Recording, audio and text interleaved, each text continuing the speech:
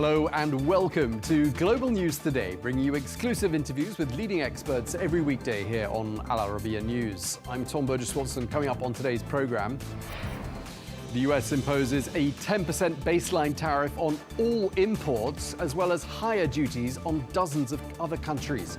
While President Trump says the levies will, quote, make America wealthy again. The tariffs. Major US trade partners such as the European Union call these tariffs a major blow to the world economy. They're weighing up their response. Will they negotiate or will they retaliate? And coming up, we will ask how long these levies might remain in place, and could they risk pushing the US economy and the world economy into recession?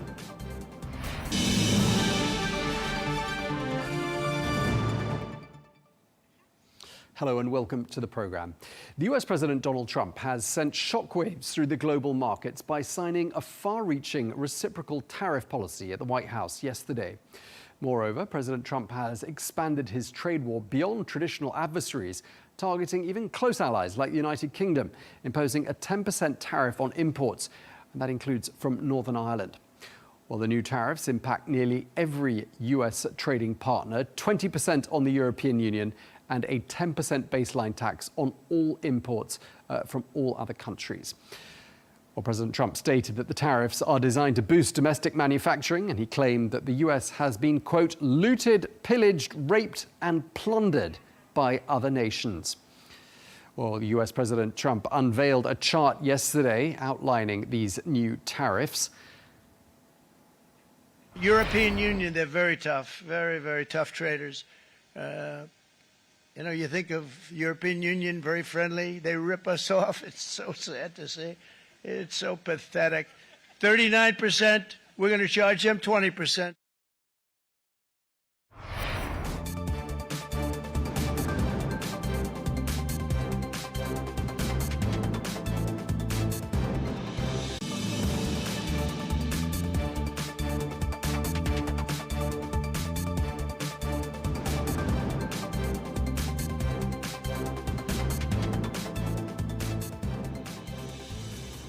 Well, Germany, which is Europe's largest economy, faces significant impact from these US tariffs, notably because the US is its top export destination.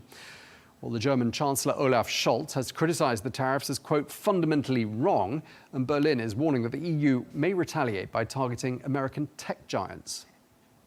This is an attack on a trade order that has created prosperity all over the globe, a trade order that is essentially the result of American efforts. We are ready for talks with the American government, but it is necessary that the European Union reacts with unity and that it also makes clear what the case is with its reaction. Meanwhile, in the UK, British steel producers are concerned about profits and jobs after President Donald Trump announced those tariffs, which include aluminium and steel imports. Well, one steel producer says it's now facing rising uncertainty over customer orders and warned that some product lines could become loss-making due to the tariffs. There is already some indication of uncertainty of the external customers in particular as to whether they will place orders or whether they will reduce their orders to us. And equally, our ability to pass on the full cost of those tariffs is very uncertain, which, if we cannot pass on the cost, makes our products less profitable. In fact, some product lines will be loss-making. Well, let's get more now. We can speak to James Rickards, economist and author of Money GPT. That's AI and the threat to the global economy. James joins us from New Hampshire in the United States. Thank you very much indeed for taking the time to speak to us. We've heard from the White House Press Secretary Caroline Levitt in response to what's been happening on Wall Street. To anyone on Wall Street this morning, she says, I would say trust in President Trump. Do you trust in President Trump?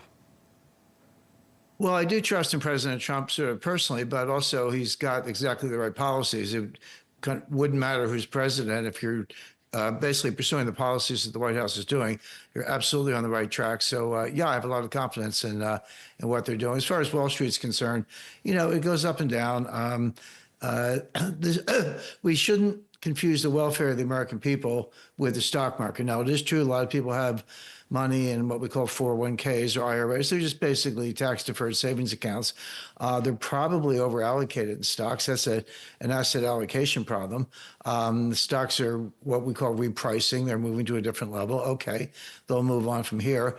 I've always recommended people have some gold in their portfolios and some treasury notes. Those are both performing very well. So if you're 100% in stocks, it's a tough day. But if you've diversified among treasury notes, treasury bills, gold, alternative assets, in addition to stocks, you're doing fine. Yeah, okay, gold's doing very nicely, as you say, hitting some record highs, but priced into some of that activity on Wall Street and other bourses around the world is concerns that a trade war is going to spark a recession. A recession will, as well as a recession, there'll be an increase in inflation. I mean, do you think those concerns are justified? First one, yes. Second one, no. So let me explain. We'll probably have a recession. We may very well be in a recession already. This has nothing to do with tariffs. It has everything to do with a hangover from the Biden administration, extreme fiscal policy, which is non-sustainable. The Fed had to raise interest rates a little bit to fight off some of the inflation that was coming from Biden. So we're setting the right course by trying to get the deficit under control, get spending under control. But the recession is probably already here. And again, nothing to do with tariffs. It really is, it's part of the business cycle and a continuation of the hangover from the Biden administration. Now, on your second point, Tom, about tariffs causing inflation, the answer is no. Well, actually, we're headed for disinflation, which means lower inflation, maybe even deflation, which is where prices come down. The conventional wisdom, and by the way, conventional wisdom is almost always wrong, but I'll recite it. Conventional wisdom is you put, 10% baseline tariffs, but some of these tariffs are 90%. In Vietnam, for example, it's 90%. By the way, there's a formula that they're using. They look at the tariffs you have, the tariffs you put on the U.S., but then they take a fraction, which is basically what is your trade surplus relative to your total trade, apply it, and then that's the adjusted tariff. So there's a little bit of math behind it. But people say, well, if you put 50% tariffs on China, I think they're actually higher than that, 90% tariffs on Vietnam, et cetera, and many others, isn't that going to raise prices in the U.S.? And the answer is no, and here's why. To an import transaction, you have three parties. You could have 10, but at least three. There's an exporter, which could be in, again, China, Malaysia, Vietnam, or Europe. There's an importer, which is a U.S. distributor or wholesaler. And then there's the consumer who actually buys the goods. Now, legally, the importer pays the tariffs. At the port of entry, the importer gets the goods. You got to write a check to the U.S. Treasury. That party pays the tariffs. But the question is, who bears the economic cost of it? Because you can move that cost up or down the supply chain. What happens in practice, and there's a lot of empirical evidence to back this up, the importer turns to the exporter and says, hey, you have to lower your prices. I just paid this tariff. I don't want to pay more. The consumers will not bear it. That's the point. If you just pass the price increase along to the consumers wouldn't buy it. And just to back that up, why, if the consumers could pay higher prices, why wouldn't you do it anyway? As who needs tariffs? If you can raise prices, if you're Walmart or Home Depot or any of our big retailers, Target, any of them, why wouldn't you just raise prices? Well, the answer is they can't, because the consumer can't bear it, and that kind of gets into the recession scenario. So the importer turns to the producer, the exporter, and says, lower your prices. And by the way, so the importer and the exporter, they might share it, they might split it, or they might push it all back on the exporter. It means lower profits and lower margins. But what it does not mean is inflation, because the consumer won't pay it. And by the way, I said there's evidence to back this up. There's a lot, but it's happened already. Yesterday, Walmart contacted their overseas suppliers and said, lower your prices because we got to pay these tariffs. Okay, sounds like you need to talk to the German economy minister, Robert Habeck. He said that today's so-called Liberation Day is actually going to be Inflation Day, he said, for consumers in the United States. I mean, where do you think he's getting this idea from? The German finance minister suffers, or economic minister suffers from studying conventional economics. They don't really understand what I just said. But, Peter Navarro and other people in the White House do understand this. So I wouldn't rely on what the German minister says. By the way, Germany has a serious problem, and here's what it is. It's not inflation in the U.S. That's just a talking point.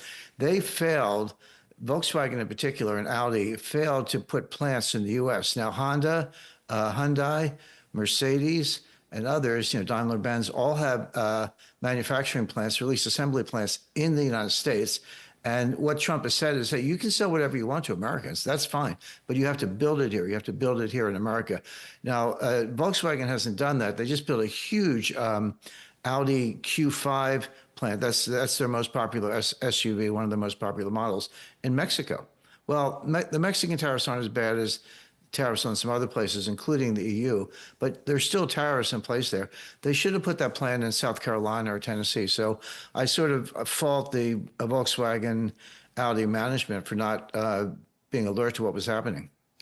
Give us a little case study here, James, to help people who still don't 100% understand what all of this means. And I have to confess, it is confusing, and there are different schools of thought, for example, as we've been saying, on the issue of inflation. So let's talk about autos. You bring up German car manufacturers there in that last answer of yours. 25% levies slapped on imported cars from Germany into the United States. We've got companies like Volkswagen, you mentioned, Mercedes, BMW, all of them counting on the United States as a major export market. What concretely does this mean for those car manufacturers? They're going to have lost sales and lost profits. By the way, I happen to know an Audi dealer, someone I've known for a very long time. He's a salesman, but he's been doing it for 30 years. He called me about a week ago. He said, Jim, you won't believe it. We're selling cars as fast as we can take the orders. They're lined up in the showroom. It's just unbelievable. And I said, yes, that's great. You're having a good month. By the way, that's going to come to a complete halt on Thursday. And it has. A complete halt, so no one will buy a German car, basically, all the while that 25% tariffs in place. Not unless you're rich. I mean, I was fortunate. I bought a new Audi sports sedan last year, so I kind of beat the tariffs. And that's what was going on, by the way. His people were lined up to buy cars last week, trying to beat the tariffs, and they may have now that the tariffs are in place. But Germany is committed economic suicide. They've deindustrialized. Actually the German car that I bought last year, I beat the tariffs. I read the specifications very carefully. The engine was made in Hungary, which is okay. Hungarians are smart and they're productive. Why was the German manufacturer outsourcing engine production to Hungary? The answer is energy costs are too high in Germany. So, hey, Germany, if you want to boycott Russian energy, blow up the Nord Stream pipeline, put your plants in Mexico and ignore the tariffs, then you're going to suffer the consequences. Ooh, you've put a lot of issues on the table there that I can't hit back at all of them. Why don't I ask you, Jim, to give us another case study, because this is really helpful to make sense of all of this. A Walmart, for example, retailer in the United States. You've got lots of big retailers like Walmart, Amazon, Target, and they rely on Asian suppliers. Now, if there are problems with supply chains, are they going to have to raise prices? I mean, you've sort of said they can't, but what alternative do they have if there are supply chain issues? Push the pricing, push the tariffs back up the supply chain to the producer and tell the producer to lower their costs. And they will, because, by the way, there are geopolitical aspects to this that people don't really grasp. If you create those kinds of reduced revenues, reduced profit margins in Chinese manufacturers, who does that hurt? It hurts the Communist Party oligarchs. So this could actually kind of undermine the stability of the Communist Party of China. This is a big play that not many people comprehend the full scope of it. But the short answer is somebody's got to write a check to the Treasury. There is a tariff, no question about it. That's objective. But the question is, who bears the cost of the tariff? It's not the consumer, it's the producer. The Chinese are going to have to lower the cost. Now, what can the Chinese do about that? Well, one thing they can do is devalue the currency, right? So if I put a 20% tariff on you, but you cheapen your currency by 20%, then all things equal, the cost to the U.S. consumer doesn't go up at all. It's not going up anyway, but that's one way to kind of maintain your market share. But now you're back to currency wars, which is my first book, Currency Wars, in 2011. I explain how this works. The independent of the whole tariff thing, Stephen Moran, who's the head of the Council of Economic Advisors in the White House, has published a few months ago, in November, a very detailed 26-page single-spaced paper. It's kind of hard reading, but I recommend it. But he's basically sent a warning to foreign countries: don't you dare cheapen your currencies, because we want a cheaper U.S. dollar. So you got a currency war inside the trade war. That sounds pretty catastrophic as a combination for everyone. I mean, when the Chinese say there are no winners in a trade war, I mean, you could take that one step further and say presumably no winners either in a trade war plus a currency war, Jim. Well, that's right. But there is one big winner, which is the United States of America. And by the way, I had the conversation we're having is very stimulating. I've had similar conversations with people around the world, and they say, Jim, don't you know, kind of to your point, Tom, this is going to hurt Germany. This is going to hurt China. This is going to hurt Brazil. And I say, yeah, that's their problem. In other words, Xi should say, let's make China great again. Or Lula should say, let's make Brazil great again. In other words, they've got to look out for themselves. The U.S. is looking out for itself, and the U.S. will be a big winner. Okay, I mean, I just want to ask you lastly, because I'm told we're pretty much out of time. The EU is, of course, the world's largest single market. We've heard from the EU Commission President Ursula von der Leyen saying the EU holds a lot of cards. They're obviously mulling what they're going to do next, how they're going to retaliate, because it sounds like retaliate is going to be their strategy rather than negotiate, at least in the near term. Do you believe them when they say they hold a lot of cards? What are they? I don't believe them. Ursula von der Leyen, she didn't want to negotiate in Ukraine. She wanted a war. Well, she got it. Now she's going to get a trade war and a currency war. They don't hold very many cards. They're going to have to basically, lower the prices. And again, Germany spent 14 years closing every nuclear power plant, all but two, and closing every coal-fired plant over the fake climate change crisis. So, too bad for Germany. You shut down your energy supply, blow up the Nord Stream pipeline. What do you expect? But no, they don't hold very many cards. Okay, well, it's been a real pleasure talking to you. I'd love to carry on the conversation, but I can't. So thank you very much indeed, James Rickards, economist and author. Thanks again for being with us on Al Arabiya News. Well, let's get more now. We can speak to Lord Bilimoria, who is the chair of the International Chamber of Commerce in the UK. He's also the founder of Cobra Beer, and he is a crossbench member of the House of Lords. Lord Bilimoria, thank you again very much indeed for being with us. The United Kingdom has been hit with tariffs of 10%. That's not as bad as it could have been, is it? Yes, the fears and the rumours were 20%, and it's now 10%. But you've got to keep in mind that 10% is still much higher. The weighted average tariffs that the US was charging on UK imports was just over 2%, and what we were charging the US on imports from the United States to the UK, just over 2%. So 2%, 10% is a big jump, let alone 25% being applied to UK cars, let alone 25% for steel. So this is not good news at all for the UK, let alone for the global community. And of course, there are countries like China that have got 34% on top of another 20%, European Union at 20%. This has really sent out shockwaves around the world, and it's a real tariff war that has been started. But let's again keep this into perspective. The United States of America makes up 13% of global trade. So it's still 87% of global trade that is not the United States of America. But what this does do is it does destabilize things, and the markets will adjust and products will get rerouted. And of course, the biggest sufferer from all this will be the American consumer, who will end up paying higher prices. I mean, China alone, the United States imports $450 billion from China every year. So you just do the sums of applying 34% plus 20% on $450 billion passed on to the consumer. That's the American consumer that's going to hurt from all this. Yeah, I mean, we've heard from different voices on this channel, speaking to different experts. I mean, there are some doubts being cast as regards to the mathematics behind the calculations for these tariffs, and some suggesting there's been some confusion in the Trump administration, conflating tariffs with VAT. What are your thoughts? Oh, absolutely. I mean, where VAT is concerned, is 20% that's applied in the UK to all products, whether it's domestic or whether it's imported. There's no discrimination. It's not as if one is in any way penalizing American products. It's VAT is applied to all products, whether they're domestically produced or whether they're imported. So I think that's completely misleading to add VAT into it. It's a domestic tax. And of course, VAT is not charged when you export something out of the country. So I think that's a red herring. But again, if you look going back 100 years to the Smoot-Hawley Tariff Act of 1930, that effect at that time, it affected imports equivalent to 1.4% of the United States GDP.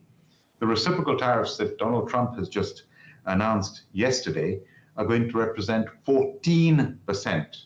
That's over 7 times greater in relative economic scale.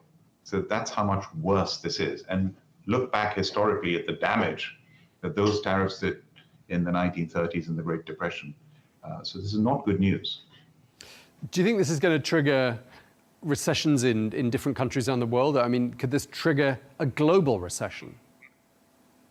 It could definitely trigger recessions. I mean, in the UK, we've got very low growth rates predicted. Our government here keeps talking about growth, but unfortunately, the policies they've been putting in place from the October budget that we had to the spring statement that we've just had are not policies that help growth. In fact, they hinder growth. And the Office of Budget Responsibility in the UK has forecast growth to be 1% or less. Now, if you have these tariffs, and the effect of these tariffs, even at 10%, is going to reduce that growth by almost a half, and is very close to pushing the UK into recession. And there are estimates that tens of thousands of jobs could be lost. Our automobile sector, we export £9 billion to the United States of America, over 100,000 cars, mainly luxury cars like Jaguar Land Rover, Aston Martin. And the Jaguar Land Rover is owned by Tata, an Indian company. Their share price has been hit in India because of this. So that is going to harm our sales. We'll lose possibly jobs in that sector. And pharmaceuticals, we export over £6 billion worth of pharmaceuticals to the United States of America. So yes, it could hit jobs over here as well. It could tip us into a recession. I hope not, and I hope that we're negotiating, because Donald Trump is always open for negotiation. So if we go back now and say, come on, let's try and work out something and do a deal with America. We haven't been able to. For 10 years, we've tried to do a free trade deal with America twice. It hasn't worked, mainly because of agricultural products and things like chlorinated chicken and hormone beef. But there are ways, I'm sure, to do a trade deal with the United States of America. When it comes to American cars, I don't see why we should, there was a very low tariff of UK cars going to America. We should have a very low tariff of American cars coming over here. We should be able to reciprocate almost duty-free. I mean, with the European Union, our biggest trading partner at our doorstep, making up over 40% of our trade, in spite of Brexit, we have a duty-free for goods. So, we theoretically could have duty-free with America. It's our closest ally. It's our biggest trading partner. America's £300 billion of trade a year to the UK. And again, what people are not talking about, all these tariffs are to do with goods.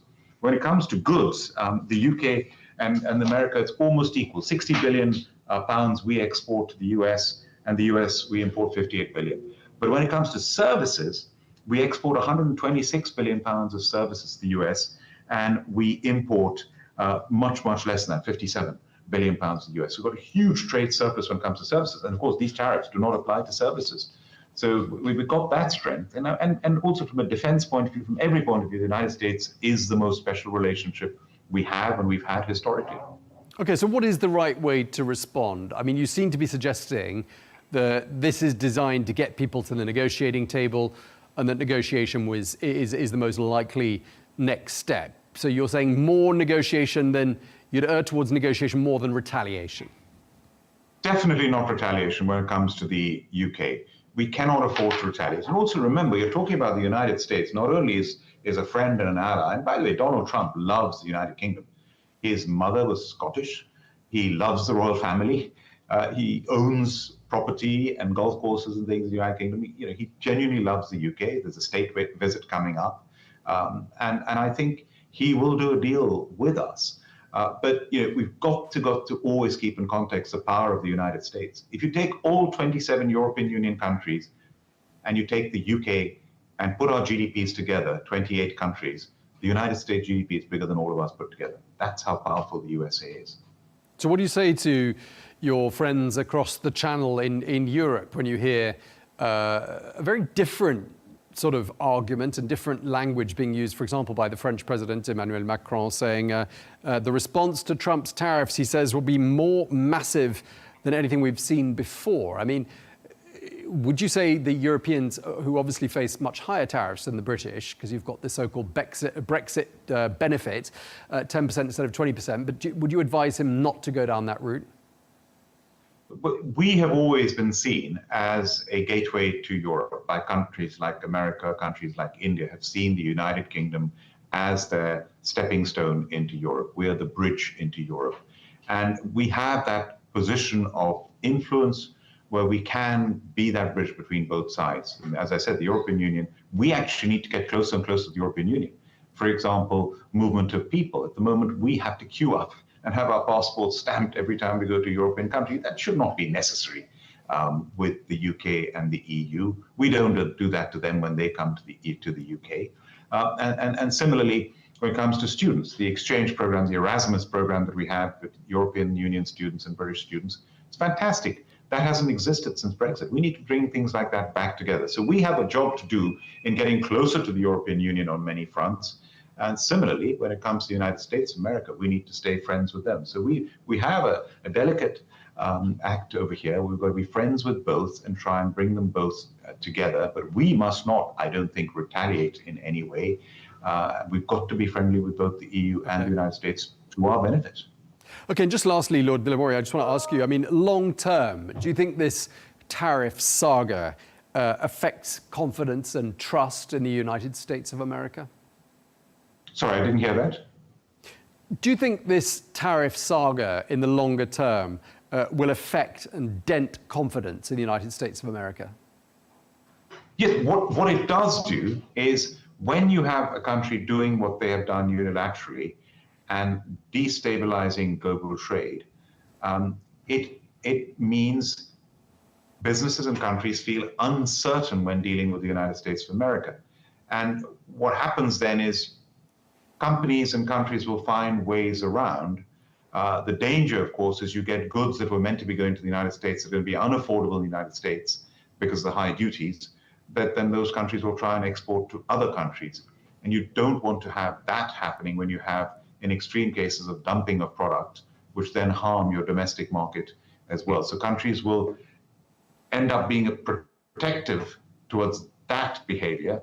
And that's not good either, because what you want is a good multilateral, rules-based trading system that we've developed over the decades with the WTO that should have a big role to play over here, and with free trade, which we've shown time and again is to the benefit of the world, and behaving on a rules-based basis. When you have this, it is damaging all around. Look at what happened when Putin invaded Ukraine and the disruption to the supply chains and the energy crisis that resulted from that in 2022, 2023. It took a long time for that to settle down. And at one stage, if you remember, the port of Odessa was the only port left in Ukraine, and that was being blocked by the Russians, and the grain wasn't able to go out of there, and almost 40 million people were in threat of starvation if we had not worked when I was president of the Confederation of British Industry, working at the B7 and the G7 when Germany had the chair, working with the UN, working with Turkey to open up that port of Odessa that prevented the starvation of more than 40 million people. So this is very serious, and we've seen from experience what destabilization can do. Okay, we're going to have to leave it there. Thank you very much indeed for your time today, Lord Bilimoria. Thank you very much for speaking to RBN News. Thank you.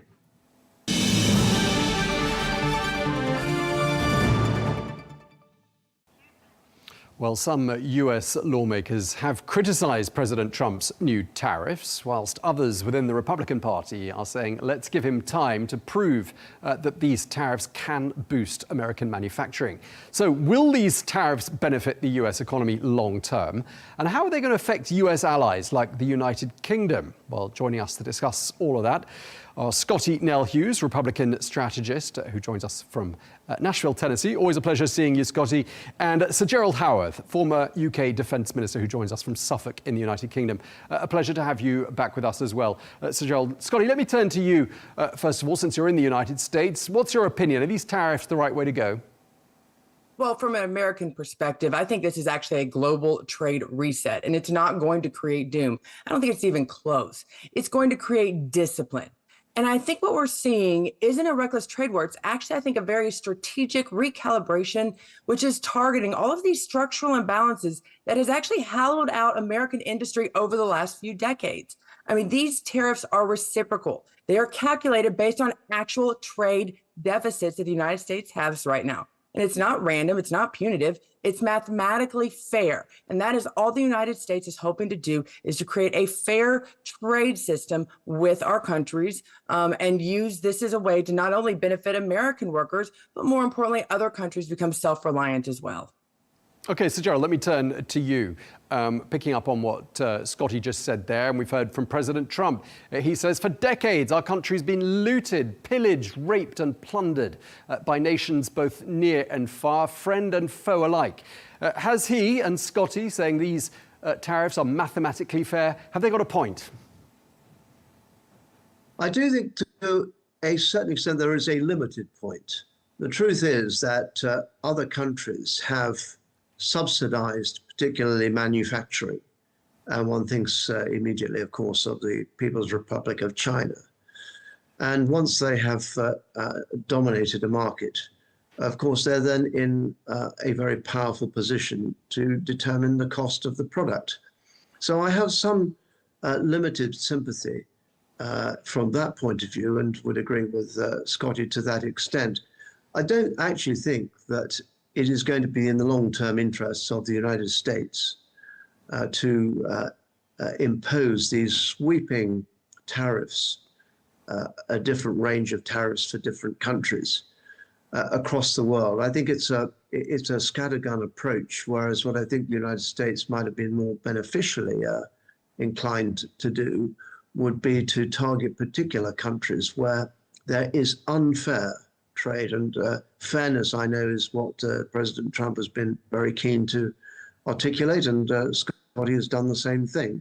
The mathematical calculation is there, but I don't think that it's in the interest because of the United States and the people of the United States, because it's going to push up the cost of imported goods, which will be relied upon for the time being, because it will take time for that manufacturing to be reestablished. But I have some sympathy because I believe that in the United Kingdom, we should be doing that ourselves. We should be reshoring, as the expression is, and rebuilding some of our manufacturing capability that we've lost.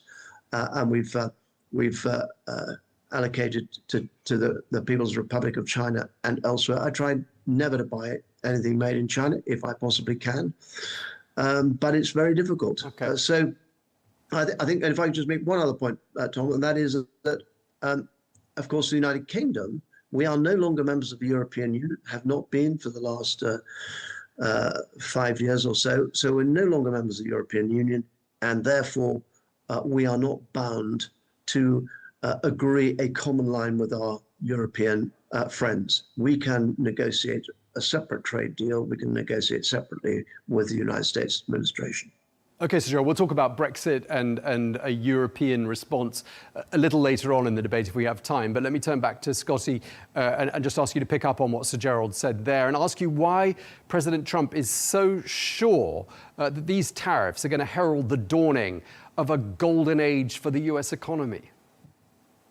Well, I have to agree with my colleague. He is correct. It is going to probably create some short-term pain, especially on those items that we do import. I mean, let's remember this focus, the focus of these tariffs are on finished goods, not the raw materials and the components that we need to build here. You know, I think this is going to protect domestic production and supply chains. It's not going to disrupt them. But that doesn't mean that the American consumer, who is already hurting from the previous administration, is not going to feel some pain. And there's going to be some backlash to the Trump administration. But yesterday we saw something very historical in the United States. The auto workers unions, who have been traditionally far left, have always supported Democrat candidates, giving a standing ovation, wearing hats on the Rose Garden, applauding a Republican candidate, a Republican president. I mean, actually cheering him on louder than the Republican senators who were sitting there probably a little bit worried about their own back pockets that have been padded for so long by foreign interest. We had to do something in America because of our large trade deficit with various countries. And I am not one that believes that we should be using economics to try to levy other power in other countries, whether it be from security standpoint or from a military standpoint. I think that we need to look at economics right now in the world that we're in and the devastating economies that most countries are living under. And the more, and I've always said, the more self-reliant the United States can be, as my colleague pointed out, the more motivation it is for other countries to do the same and the stronger they become as well. Okay, so Gerald, let me turn back to you. I mean, presumably not quite such a cheery mood amongst automakers in the United Kingdom at the moment, unlike the ones that we saw in the Rose Garden yesterday. But what went through your mind as you watched President Trump unveiling those tariffs on that chart in the Rose Garden yesterday? Well, to be perfectly honest, Tom, I didn't see it, but obviously I have been reading what has happened. What has intrigued me is the different the wide range of different rates of tariff being applied to different countries: 10% to the United Kingdom, 20% to the European Union, and I think some very large figure in respect of China. But as I say, I think it's a bit of a scattergun approach. I mean, from the point of view of the United Kingdom, our total trade with the United States is about £300 billion. That is, I suppose, about $400 billion. And of our exports to the United States, which is £182 billion last year, a huge amount of that, £124 billion, was services, for which, of course, no tariffs apply. So from our point of view in the United Kingdom, our exports of 58 billion, which would be made up of cars, automobiles, Scotch whiskey, and obviously very serious for those industries. But it's, I think, very much more limited.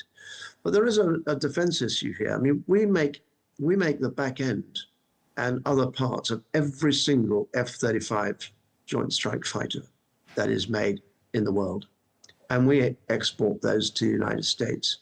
So sticking a tariff on manufactured goods in the United Kingdom, part of a project in which the United Kingdom is an equity partner with the United States, just seems to me to be, I'm afraid, alongside some of the rather ignorant remarks that have been made about the United Kingdom, particularly, unfortunately, by the Vice President, who, of course, said rather infamously that these random European countries hadn't fought a war for 40 years. You mean the United States, not the United Kingdom, huh? The countries like the United Kingdom had not fought a war for 40 years, and we have come to the support of the United States so many times. We supported the declaration of Article 5 after 9/11. And I have to say, and this obviously is trespassing upon the other areas where I do have very strong views indeed, I think this is no way to treat an ally. Okay, Scottie, no way to treat an ally.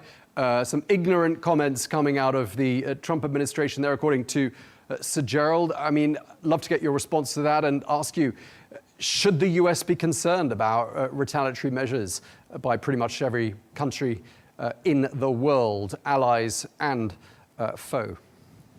Listen, I can understand the angst. In my own household yesterday, I was upset as I was looking to purchase a new Range Rover and realized that I probably should have done that last week. And now my husband's very excited as we're going to have to probably settle on a Chevrolet. So this is having a personal effect. But from a professional standpoint, I understand the angst and the insult that are probably who I believe is our number one ally. The United Kingdom, particularly England, has been to the United States. And I think most Americans are grateful for that. But what I think that I would want the world to understand about what's going on in the United States is that there is a lot of people knowing how many trillions of dollars of debt we are here in America. It's the reason why we elected Donald Trump, that are very frustrated at our politicians, at the past presidents who have created this imbalance that has put us in this economic instability and has put us at a loss every single year. And so Americans are looking to this president, this administration, to at least try to right that wrong that past presidents have done. Just as much as we're looking at Congress right now as to why they allowed such wasteful spending, the Doge is being able to point out over and over again. Americans are looking for accountability, not only of economically globally, but also here at home of our own politicians and our misspending. So from that perspective, Trump had to do something. And I think what this is going to do, it's going to bring those to the table. I mean, think about it. Why would another country come to the table when they are winning in the negotiations, when they're getting the benefit of this trade issue? So how do you bring to the table? Well, you cut it off. And that's what Trump has had to do. And he's had to do it very dramatically because maybe some other countries like the UK are not going to be as gracious and come to the table. They're going to say, nope, this is the deal we have. You've got to stick with it. So I look at this as the bigger picture. And I do believe that in specific cases, specific instances, just like we've seen with Trump, that the United States and their delegation will be working with individual governments like the UK and will be able to make things that make sense for both sides of this issue. OK, so what will the UK do, Sir Gerald? I mean, Brexit, as we were saying earlier on, has made this slightly less painful for the UK. But how do you anticipate the UK responding? Negotiation or retaliation? Well, I'm a very severe critic of virtually every domestic policy of the current Prime Minister, Sir Keir Starmer. But in this very extraordinary international situation which we find ourselves, unprecedented certainly in my political career, if not my lifetime, I think that the civility has gone, and I think that is much to be regretted. But I do think that Sir Keir Starmer has responded very sensibly, very quietly, calmly. As he said today, we are going to consider how we do respond. And I think that the retaliation, if it doesn't come from the United Kingdom, and I don't know what the government's going to do, they know yet, but they're going to look and see, well, what is it that how might we redress this in favor of British industry?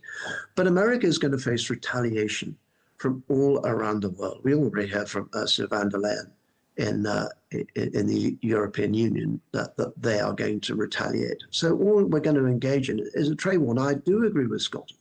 She has said something very important, and that is the level of US debt. And that should concern not just the taxpayers and the people of the United States. That should concern everybody around the world, because the United States is the most powerful economy. If the United States cannot fund its debt, then we are all in very, very severe trouble. So I understand the need to cut the debt. I don't understand how this series of measures is going to deliver upon that very important objective. OK, as you've been speaking, we've been getting reaction from different countries. We've heard from the French President, Emmanuel Macron, saying the response to these tariffs is going to be even more massive than it was before. So he's threatening something quite big. And Scottie, as we were just saying there with Sir Gerald, I mean, the UK may or may not choose to retaliate. But supposing the EU does retaliate in a fairly major way, what would the US do in that scenario? Because we've heard from the United States that if any country retaliates, there will be escalation. How will the US respond to that? Well, I would like to separate countries like Saudi Arabia and the UK separate from the EU, especially from Donald Trump's perspective. And I find it absolutely laughable that the leaders of the EU still have not figured out, because every time they push back on Donald Trump, he just literally laughs in their face. And ultimately, they cave. They try to bully him. It's not going to work. They have no reason, no power behind them to try to bully him. While the US values the EU, President Trump has very little respect for some of the biggest leaders that are usually the mouthpieces of the EU. So let's put the EU and separate them from our great trade partners that we've had in the UK as well as Saudi Arabia. But I have to ask a question to my colleague here, because I think that we've been getting along way too much during this interview. And maybe it's because of his civility. What is wrong with having fair trade? What is wrong with saying what you put on the United States, we're going to put on you, the exact same number? Why would that be detrimental? Why does that not look like something that would work for both sides? Fine, Scottie, but that's not what's happening. What is happening is that the United States has issued this extraordinary scattergun approach, whereby everybody is in the crosshairs of the president, and there will be, whether you like it or not, it'll be a fact of life that people will retaliate. So there will be a trade war. That is what the stock markets around the world are judging, and I suspect that they're right. Margaret Thatcher, for whom I had the great pleasure and privilege of working, used to say, you can never buck the markets. And I think they've given their verdicts. And I just don't see it. Forgive me, Scottie, I do not see it being ultimately the interests of the people of the United States to deliver it in this way. The auto workers, who I quite understand have always been Democrats, and that, of course, is one of the disadvantages of being in Washington, that it's far too democratically orientated. But having said that, they'll be rejoicing today, but unless American industry is going to be competitive and able to rebuild it, same applies to us. I'm not suggesting there's something you've got to do that we haven't got to do. We've got to do it as well. The international situation, the threat from Russia, Iran, China, North Korea, and so on, means we have got to become much more self-sufficient, not just in agriculture and energy, but we've got to be much more self-sufficient in manufacturing. So it seems to me that it will be in the interests of the United States to look at particular targets. It's not going to happen because the president's made a decision, but I think it would have been more sensible to have targeted particular countries, particularly go ahead, where they Scottie. subsidize their own industry. But to my response to that, you know what, and I'm going to give this to a very simple analogy. As a parent, it feels like that we have been spoiling our teenager for so long. And then all of a sudden, when you come in and you put down the rules, you can see why they're going to throw the temper tantrum. The trade has been overwhelmingly because of bad policies negotiated by American presidents and their administrations. For a long time have been definitely, the scales have been overly tipped in the favor of the other country's favor. So I get it when we say, no, all we're expecting it to do is be fair, why they feel like something is going wrong with it. That being said, I do hope and I do wish that there will be a civil way of handling each country, each one differently. So, Gerald. Well, I certainly think that would be to your collective advantage. But I repeat, I cannot see how. I think step back one. You used the word fair. You've used the word fair a number of times, and for the global economy to work, of course, there do have to be imbalances have to be evened out, and there has to be fair competition. And if countries are going to subsidize particular industries to a great extent, then that is not fair. But I do struggle to see, if you take my country, where have we been unfair to the United States? You have yes, we have a favorable trade balance, but our trade balance is built substantially on services, including finance, where, of course, London provides so much, such an important base for so many United States interests. So where is the unfairness that we are inflicting upon the people of the United States, Scottie? Tell me. Well, I wish that I had the specific numbers, but I guarantee, because the way that Trump spoke yesterday, all he did was take the number of what Great Britain or what the UK is giving to the United States, and he cut it in half, and that is what is he expecting. So it's whatever number that you had, we cut it in half, and you're still going to keep your tariff on us as it is, and we're going to expect half from where before we weren't expecting hardly anything. That's right there. If anything, we're still allowing the unregulated teenager to have some fun, but at least we've told him now that he's got a curfew. It might be midnight, but he's got a curfew. So that's why this temper tantrum's happening. I do agree that we have a great relationship. I do agree back and forth. But once again, Trump is trying to express fairness. And that's across with all of our allies. It's not just the UK. And so he's got to have the same policy across the board. And then by each individual case, go in and negotiate. Okay, so Gerald, do you see anything good coming out of all of this? Not really, but I don't have a crystal ball, Tom, so I can't be certain about it. There's no doubt if you try and sort of project this onto the issue with NATO, for decades, the people of Europe have enjoyed the protection of NATO, funded by 70% by the American taxpayer, and despite warnings from my former Prime Minister David Cameron, of whose government I was a member, despite his warnings, despite many warnings over the past, Europe has basically basked in the convenience of having the United States provide that umbrella. That's been shattered now. But the result of that is also going to affect the United States. If I may say, Scottie, as a former defense minister, I do resent the fact that we are unable to ship defense equipment, weapons, if you like, from the United Kingdom if they have a single American component in it. And your government then seeks to stop us through the International Training and Armaments Regulations, ITAR. And I'll give you a case in point. Recently, the Anglo-French missile company, MBDA, sought to deliver Storm Shadow cruise missiles to Ukraine. We were prevented from doing so because there were components made in the United States. The result of all this, Scottie, is we are going to build kit here which does not have American components in it at all. That will be to your disadvantage. It will be to our advantage, because what it will do is we will build in those areas where we are not preeminent. In many areas we are. We export engines and other parts to the United States, but we will become self-sufficient. That will damage the American economy. And I have to say, forgive me, Scottie, we have found a lot in common, but we can, over here, we feel we can no longer trust our closest ally. And of course, you may not feel the need to worry about that.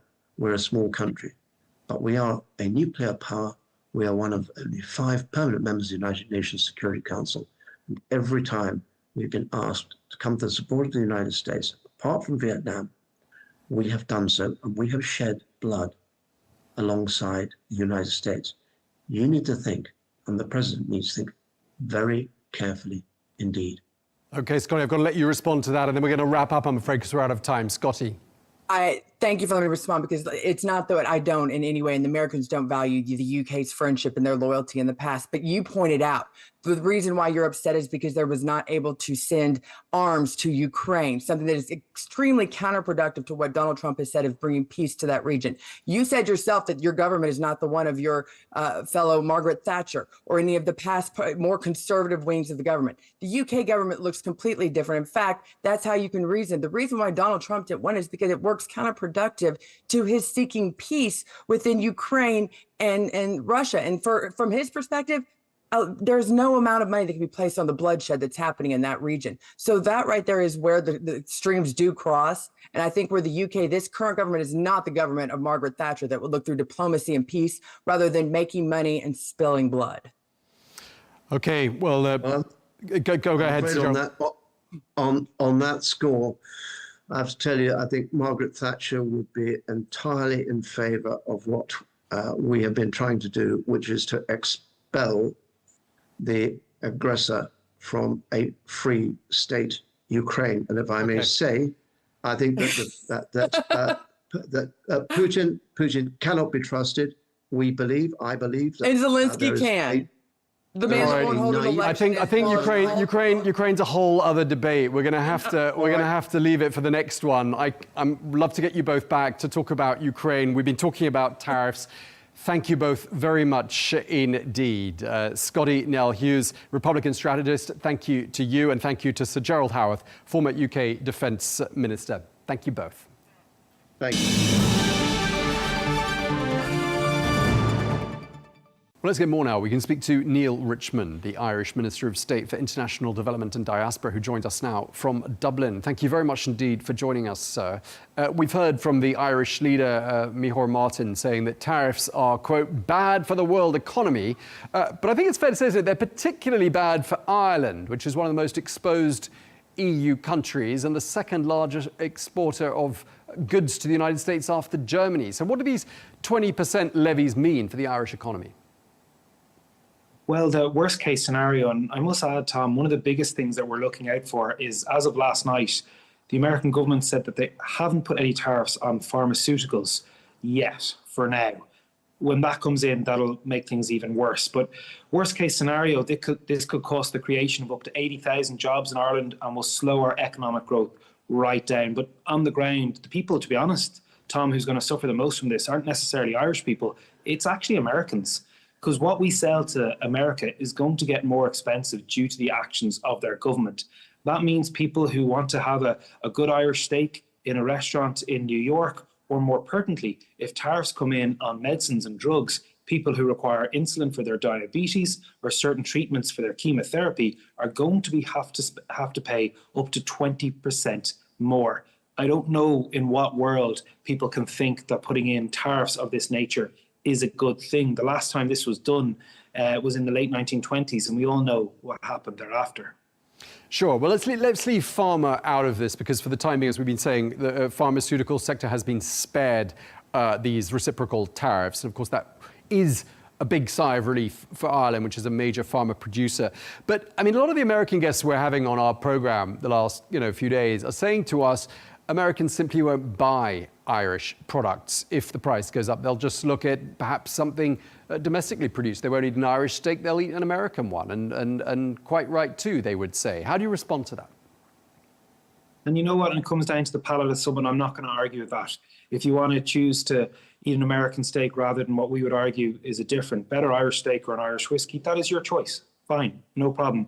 However, a lot of the products being sold from Ireland into America are vital components to the creation of finished goods. So yes, I've referred to pharmaceuticals at length because it's the biggest. But if you look at the light engineering sector, if you look at the agri-food, it's those components that are going into creating more broader goods that Americans simply need, and they'll have to simply pay more for. It's not just down to the consumer choice. When you bring in a tariff listing like the American government have brought in last night, you are impacting everyone's, because in a lot of cases, these finished products or these elements that will go into a product are just not available in the US market.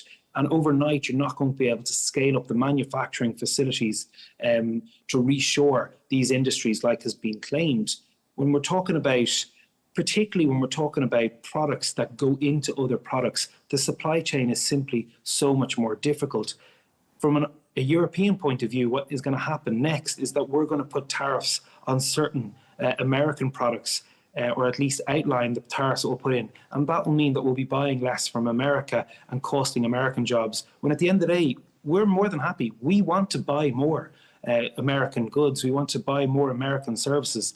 You don't get people to buy more of your goods by increasing the cost of them or forcing them to increase the cost of them by bringing in such a round of crippling tariffs that is going to impact every country in the world. It's not just going to impact Ireland, European Union member states, it'll impact the UK, it'll impact Canada, China, but the country that will be the most impacted negatively by this is the United States.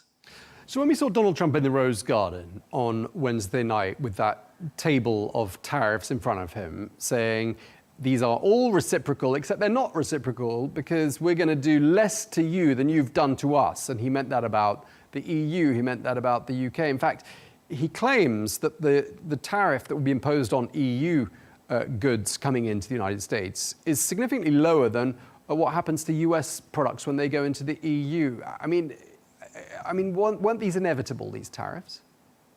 No, because the calculations used by the American administration are quite simply false calculation and a misinterpretation of what a tariff is.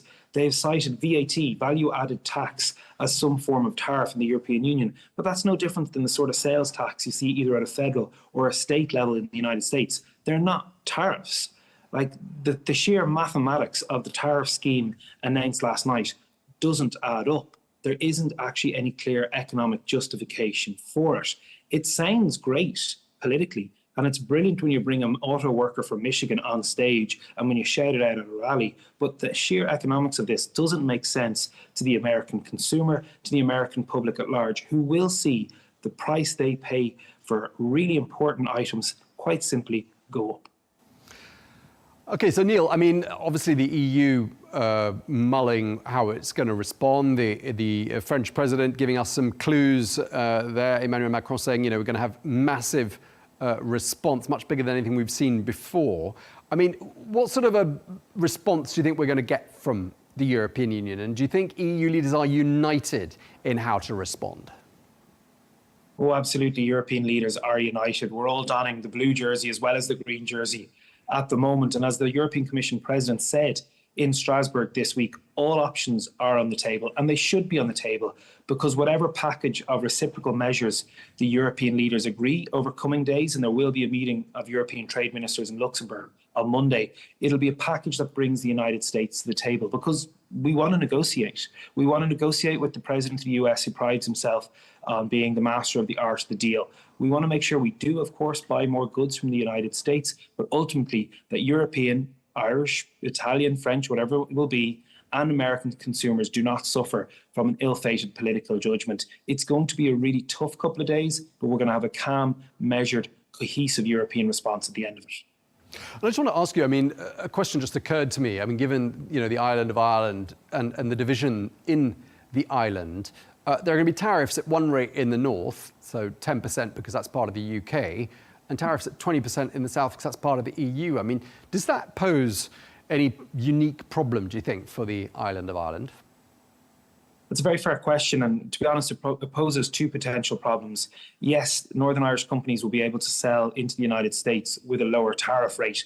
Now, there's only certain areas, particularly in the agri-food sector, where they may be able to get an advantage, and some of that comes down to personal preferences. But where the real impact will be felt, Tom, is in relation to if and what tariffs the European Union apply to American products being imported, thereby under the terms of the Windsor framework that emerged post-Brexit, Northern Irish companies would have to apply the higher EU tariff, but they can either apply to the British government, if they're an SME in particular, in advance for a waiver, or they can apply for a refund at the end of the process. So absolutely, this decision does have impact and creates an additional layer of bureaucracy on the island of Ireland. All right, we're going to have to leave it there. We're out of time. Thank you so much for taking the time to speak.